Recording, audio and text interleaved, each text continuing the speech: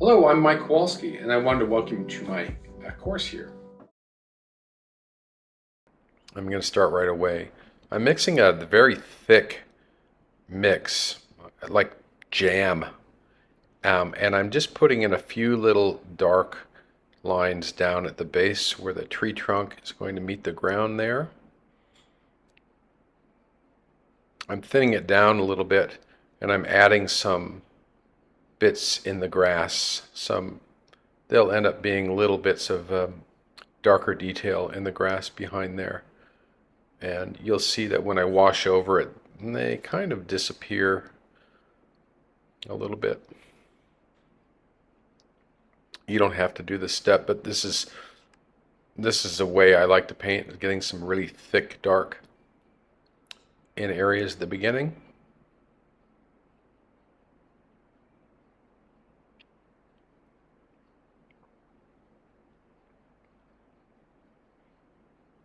So right here, I'm starting to mix up the colors that I'm going to drop into the tree.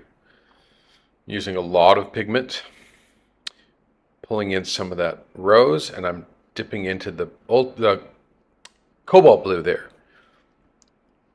And you'll see when I'm painting this tree that I'm allowing a lot of the mixing to take place on the paper. I'll dip back into some pure cobalt blue and then a darker mix, a warmer mix, a cooler mix, and let them bleed together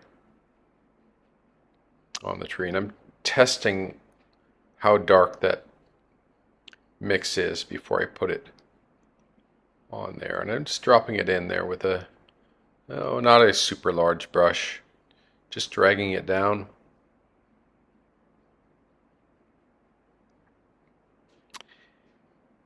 It's a fairly fluid mix for the tree because I want it to stay damp for a while.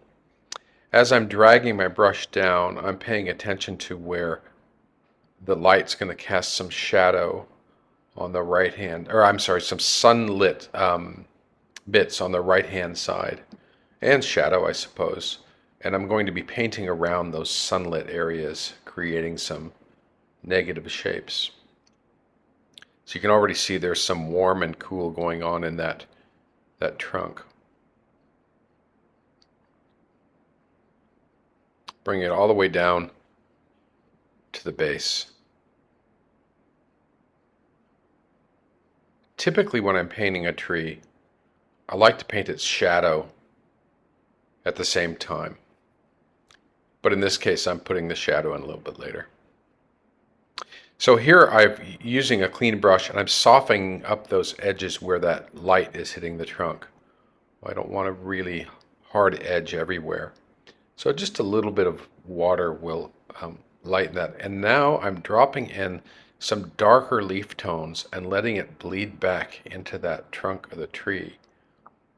I want that transition between leaf and tree branch soft in that area.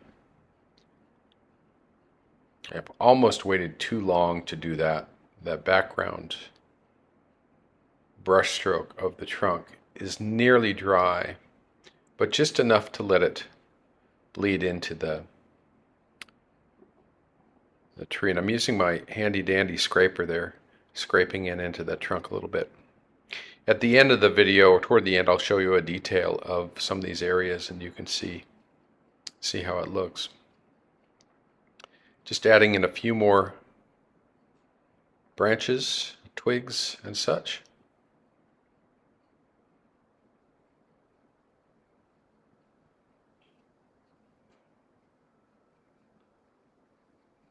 Taking some moisture out of my brush. And I'm mixing a little bit of a light color for that sunlit area in the trunk. A very pale, warm tone. Pretty weak.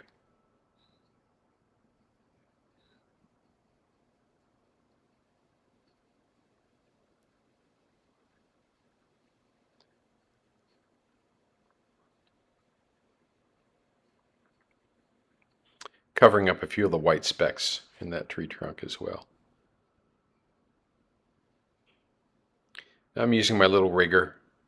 You can't see it because my hand is in the way. Adding a few more little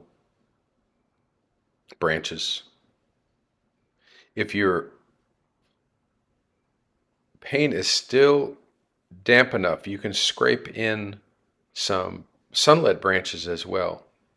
That can look quite nice when you're doing a tree. I didn't do it in this version.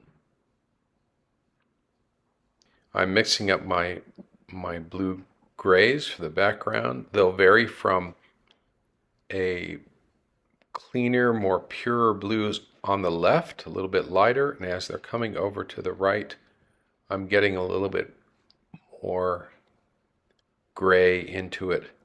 I'm also going to be painting around some of those areas where the trees are sunlit and there's a little bit of a cliff. And I want to do that fairly loosely. I'm drawing around some areas to kind of help me remind where I'm painting that blue in the background.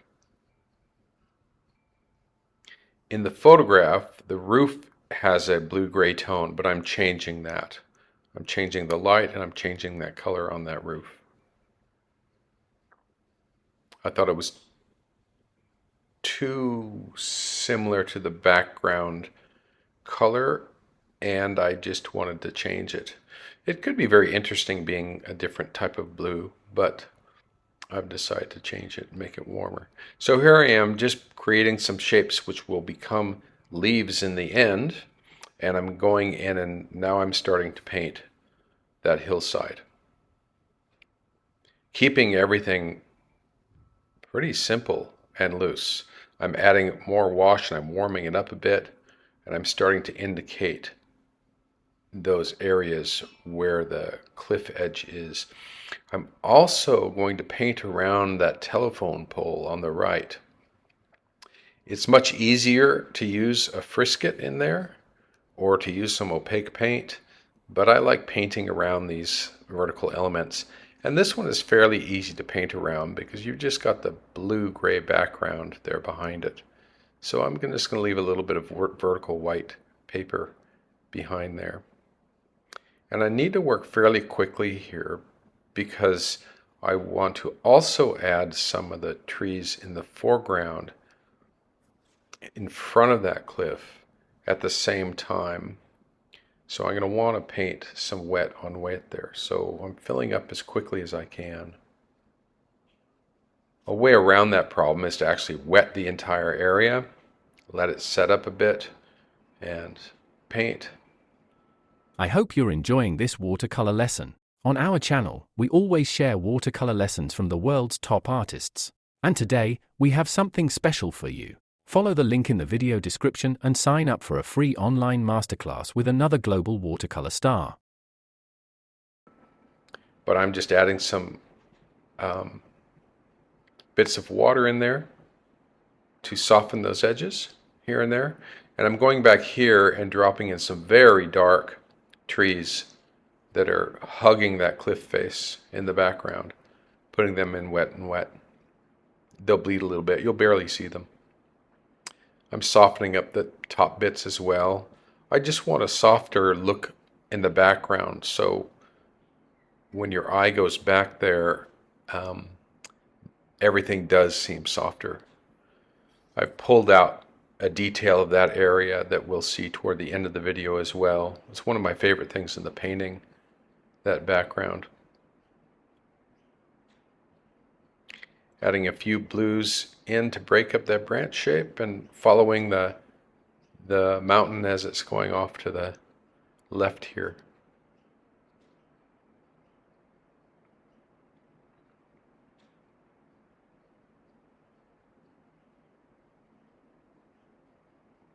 There are so many different ways you could approach this painting.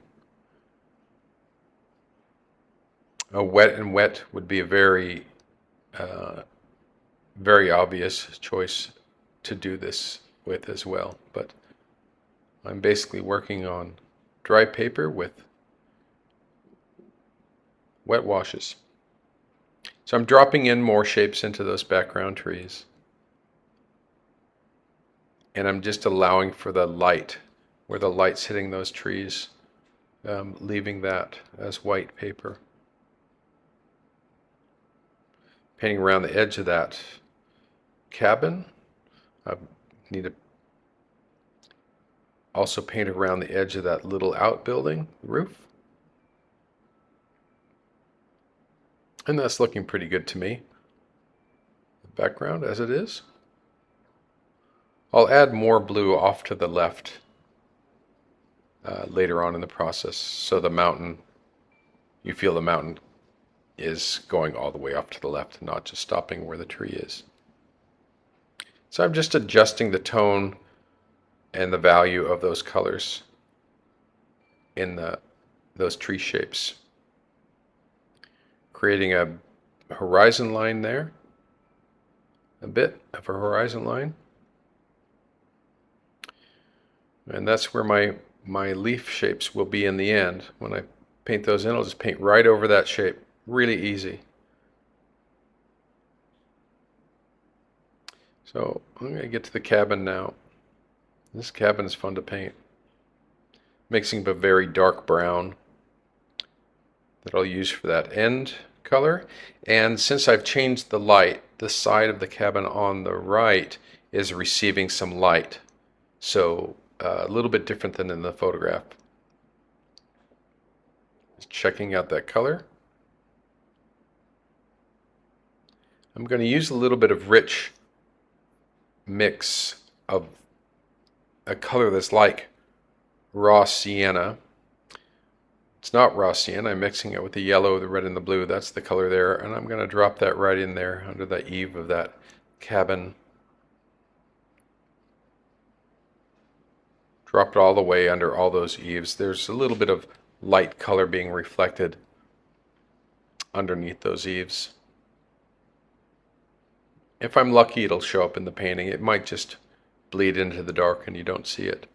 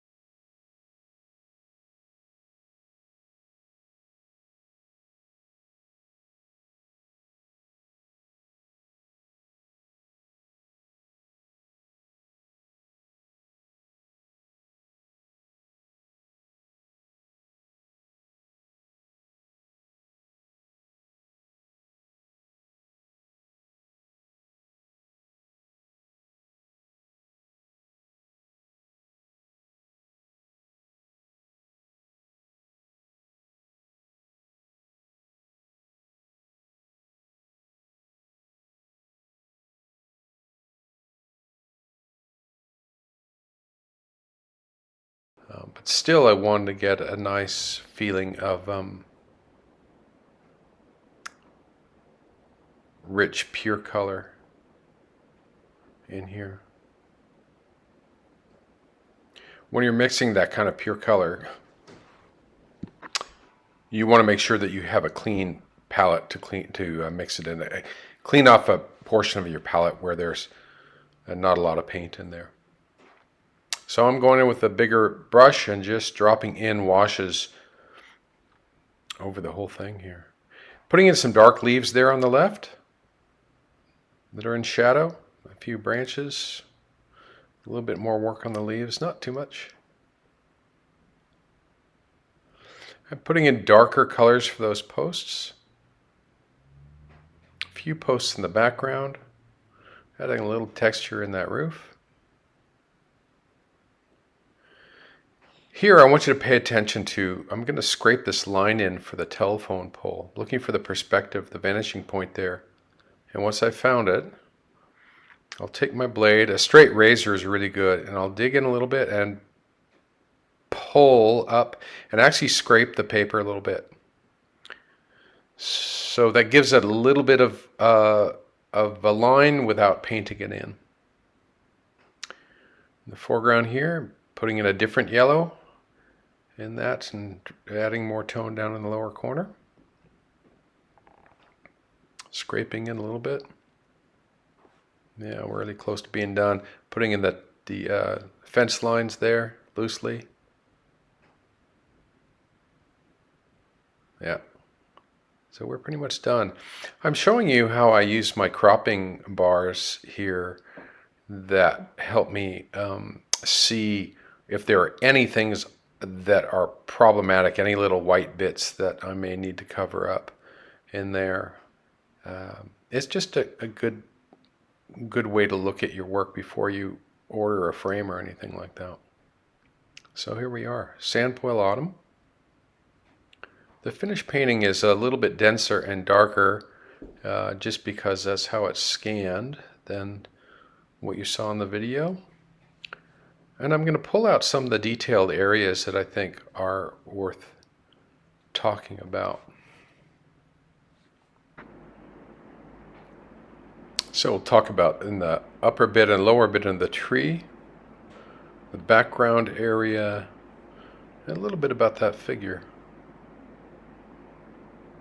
So in this upper tree area, you can see how those leaf shapes in the background start blending into the actual tree trunk, create a nice variety of edges there. You can see some scraping going on there. You see that blue poking in behind the leaves too, which is effective.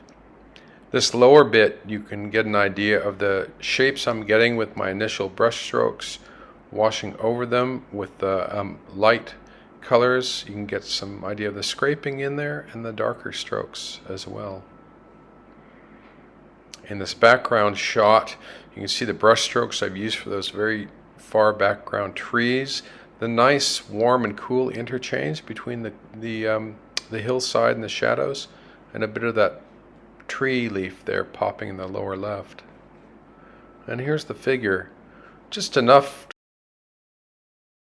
If we're outside painting and we don't know exactly what subjects we're going to paint, what are some colors that are really versatile? And another question that was asked later on was, why do many people suggest that we avoid Viridian? Oh, that's interesting because I love Viridian. It's the only green I have in my palette. Mm. So it is a peculiar pigment, but I suggest trying using Viridian because you can make it warm. It's a very cool color. It works great in shaded areas. So give it a shot. As far as the colors for outdoor painting, it kind of depends on where you are. Often I find that students will make things pop a little bit too much when they're painting outdoors. So green trees became very vivid because they're using a green that's too bright. Yellows become too bright. So you can start thinking about earth colors. So a good earth yellow is for me, I like using yellow ochre a lot as my yellow. Red, I do think quinacridone and gold or quinacridone and rose gives you the most interplay. It can make lovely subtle violets, and it can also make really strong, deep, dark reds if you're mixing it with a blue. And if I were to choose one blue, probably ultramarine blue will get you everything you need in a blue from and it says incredibly rich pigment, even when it's used really dark. So you can get rich darks and subtle but vibrant blues. A phthalo blue, when you push it light, sometimes it dries and you can barely see it. It makes it a little bit harder. It's a nice blue, but ultramarine blue, those would be my suggestions. Wonderful, thanks. And also there is ultramarine that's more green shade. Winsor Newton even calls it green shade. So there are different, like that could be a bit more versatile if you wanted to be a little bit more similar to the cobalt. Yeah, I suppose so. I stay away from the green shade Okay. one. I just use because I use cobalt for that. Yeah. But if you're in an area, you might be in a coastal area where things maybe there's a little bit more cooler tones in the water that might be suited to, where you're painting most often. So you have to. Thanks for that. So we have gotten questions about what paints and colors you use, but we actually have gotten that answered, which is great. We have a question from Petra. Do you use a synthetic or real hair for the brushes? I used to only use real hair brushes because I thought that would make my paintings better. But that was at a time when synthetic brushes were not very good. The quality of synthetic brushes is so good now that I use a synthetic squirrel and a synthetic white nylon brush. And the good thing about those is I'm pretty tough on my brushes, and I can make some really gutsy marks with my watercolor painting, and the brushes are up to that kind of treatment, which is really important for me. A natural hair brush sometimes isn't. It's a little bit too tender and takes a little bit more care than I'm willing to give it. Yeah, and it doesn't survive for as long, and it costs more. But it's a very personal choice. It's a Yeah. very personal choice. You have to use the brush that works for you. Sonia says, could you repeat the name of the other blue that ends with Leo? Oh, phthalo, probably. Phthalo, yeah, phthalo. Phthalo. A lot of like Winsor Newton, they call it Windsor blue. So it's a dye. It's a yellow that's a dye. I don't, it's a very good color to have when you need it, but for teaching, I don't suggest students use it. It can become problematic. Any blue that's a hue, right? So a cobalt blue hue is going to be a phthalo blue. So if you're going to, it's worth it to have a pure cobalt blue. That's probably the most expensive paint you're going to have, or cadmium red if you're going to use it. I don't use much of that, but I do have it on my palette. So that's the phthalo blue. Thanks. And there's Wonderful. a longer, I forget what the longer actual name is, but Phthalocyanine. that's it. Yeah. Thank you so much. Sounds like a dinosaur. It is. It's a pretty new chemical invention. Yeah. So that's And why. same with phthalo green. It's a color that used correctly is right, but it can be problematic for a lot of Very people. intense, very intense and impossible to lift. So Yes. generally. So Ellen asks, when you put in a shadow, are you concerned with using a cool red versus a warm red? I always use the red I use more often than not is my cool red, because I always warm it up with the yellow, right? If there's a certain bit of, if I want a certain type of pop in a shadow, I often use burnt sienna, right? Or I might use a cadmium red if I want something to really have some character. But in general, I use my cool red to mix all my shadows. Okay, so the easy answer is go for cool. That's like Yeah. the first easy step. Because you can always adjust it. Wonderful. Um, mm, mm, mm. Oh, maybe the question was actually about not using viridian hue in our work, which would mean phthalo green. Exactly. So now that all ties together. All ties together. You can mix, it's important for me to have a green on my palette when I'm painting certain things. And especially figure, I do a lot of figure painting. So Viridian is really great for mixing skin tones, but that's a different course. Yes. Okay, wonderful. Let me see if we have anything more that's very related to this. Do you have a favorite brand that you use for colors? I'm from Seattle, or I spent my time living in Seattle, and I was there when Daniel Smith colors were brand new. And I was doing demonstrations for Daniel Smith, and I tried them and I love them. So they have never disappointed me. They're my go-to brand for almost all of my colors, but some of my colors are very personal choices, and I do like M. Graham, which are also made in Oregon. Color choice is a very personal thing, and I just happen to like Daniel Smith. Yeah, wonderful. Let's see, we have more. Would you use a mental wheel of colors for balancing your colors? I don't use that color wheel that much. It's not a bad idea to have that for reference. I think I rely on my experience and using the colors that I choose to mix my colors. It's also important, this is very important, when you're painting, I test my colors on the side of my paper. Not enough painters do that, I think. I'm testing it on the side to making sure it's the right depth, intensity, tone, everything is right. So in a sense, can use that almost like a color wheel to test my colors, but nothing wrong with having some resource to work with, though.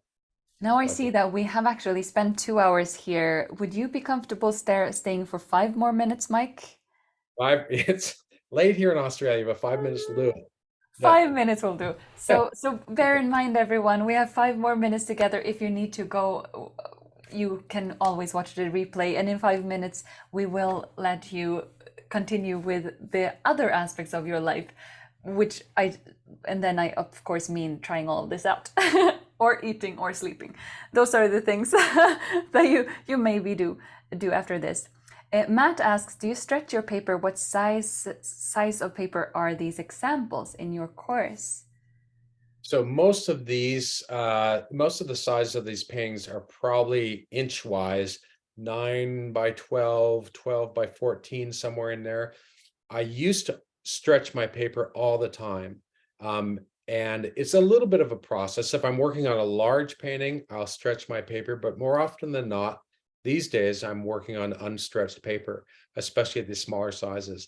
There is an aspect about paper that if you don't stretch it, it takes the watercolor a different way.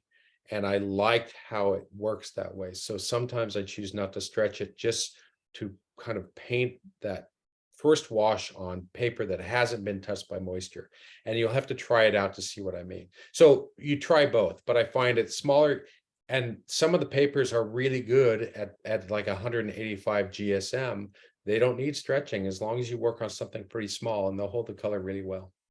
Mm, mm, that's a good point. Andra says, Viridian, yes, that's a single pigment. PG7 is also a single pigment, but it's a very intense and highly staining pigment. It's not real Viridian, that's correct. I agree, stretch versus stretch. Okay, we have more that I have taken photos of. Ellen asks, do you typically start painting from the top down using gravity to help you create, or do you do that for each of your shapes up and down? And also, do you paint, my follow-up question is, do you paint on an angle?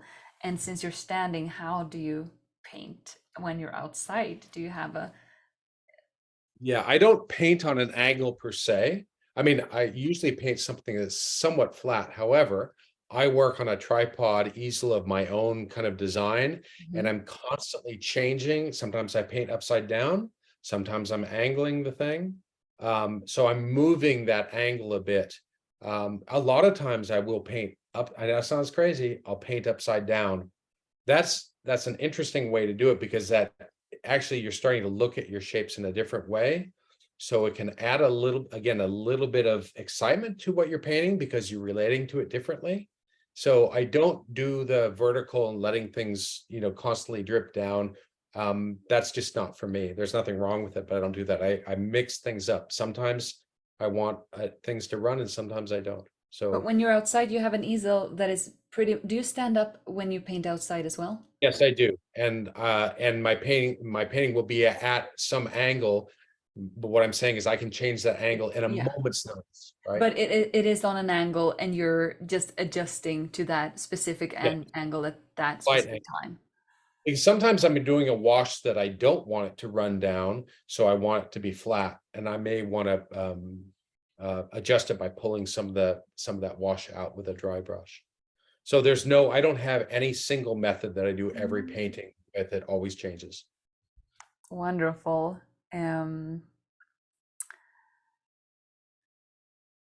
We have another question from Ellen, which is, many instructors I've learned from list 6 colors: a warm blue and a cool blue, a warm red and a cool red, a warm yellow and a cool yellow. Do you concern yourself with warms and cools versus warms and darks? In other words, do your darks represent cools?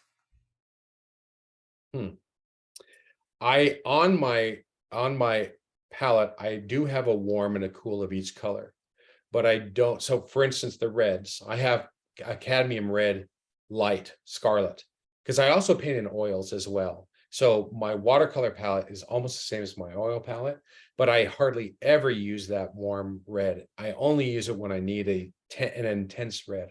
I'd rather use the cool red. Same with the yellow. I used to use quinacridone gold as my go-to yellow. They don't make it anymore. You can't buy pure quinacridone gold any longer.